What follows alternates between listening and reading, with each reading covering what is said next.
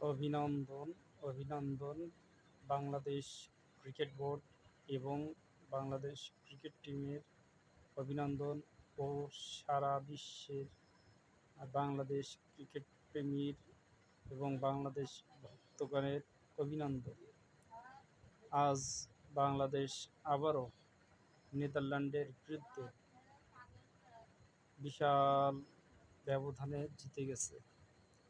আমরা চাইব এই বাংলাদেশ ক্রিকেট টিম আগামী দিন এশিয়া কাপে প্রতিটা দলের সাথে যেন এমনই খেলা খেলে